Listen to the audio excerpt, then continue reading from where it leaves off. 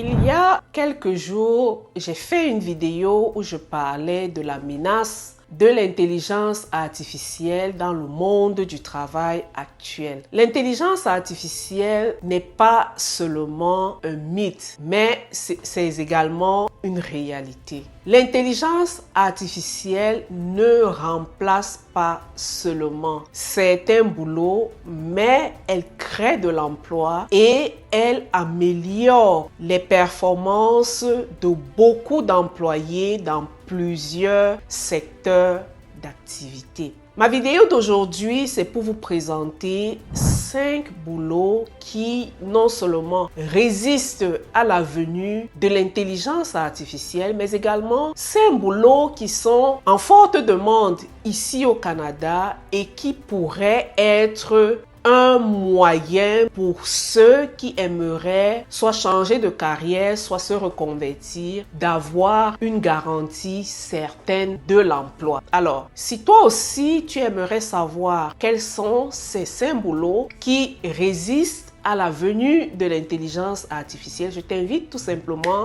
à rester jusqu'à la fin de cette vidéo. Première catégorie d'emplois qui résistent à l'intelligence artificielle. Je nomme ici le secteur de la santé. Je parle ici des soins infirmiers, je parle ici des préposés aux bénéficiaires, je parle ici des psychologues et beaucoup d'autres métiers dans le domaine de la santé où la présence de l'être humain est indispensable. L'intelligence artificielle va certainement conseiller les professionnels de la santé. L'intelligence artificielle va certainement faciliter les avis ou alors la prise de décision de certains professionnels de la santé. Mais l'intelligence artificielle ne pourra jamais remplacer l'empathie. L'intelligence artificielle ne pourra jamais remplacer le jugement humain ou alors cette présence physique de l'être humain aux côtés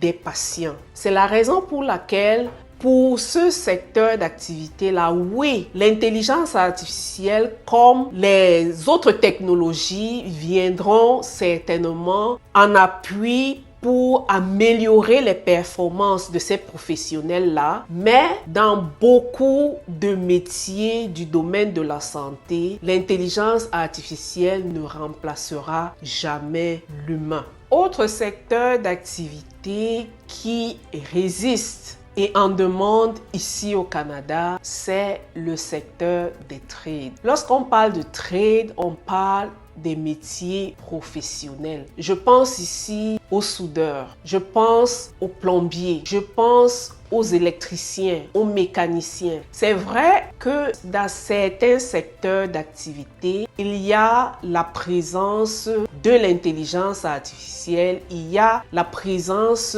des robots, mais on aura toujours besoin d'avoir une expertise pratique sur le terrain. Vous aurez toujours besoin d'un plombier qui viendra démonter votre évier. Vous aurez toujours besoin d'un électricien qui viendra regarder s'il n'y a pas un interrupteur ou un court-circuit qui a sauté ou un fusible qui a sauté chez vous. Donc, il y a toujours cette présence physique, ce diagnostic pratique qui sera toujours posé par un être humain. Et si on peut juste se représenter tous ces boulots-là et juste dire que lorsque on parle des métiers du trade, il y a des métiers, certes, où les tâches sont répétitives, qui seront probablement remplacées par l'intelligence artificielle, mais il y aura également d'autres métiers où l'intelligence artificielle ne pourra pas complètement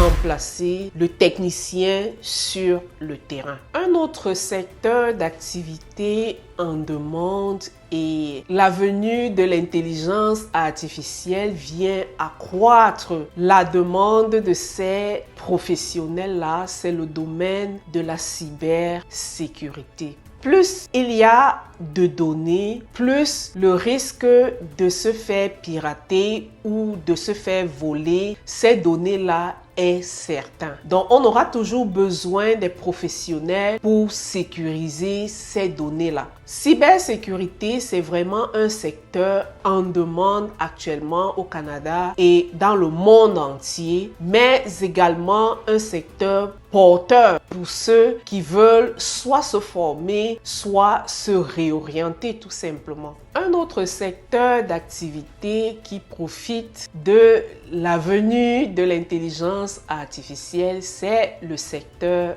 des données. C'est vrai que l'intelligence artificielle produit beaucoup de données et il faut naturellement des personnes pour les transformer, pour les interpréter, pour transformer les données en décisions qui seront, ma foi, utiles pour les entreprises, les gouvernements, les hôpitaux. Et il faut cette personne-là qui soit en mesure de comprendre certaines subtilités et qui pourra prendre des décisions éclairées. Raison pour laquelle tous ces corps de métier afférents-là seront bien évidemment demandés. Donc, on parle ici des personnes qui peuvent analyser les données. On parle des personnes qui peuvent interpréter les données. On parle des personnes qui peuvent entraîner les modèles. On parle des personnes qui peuvent faire des modélisations. On parle de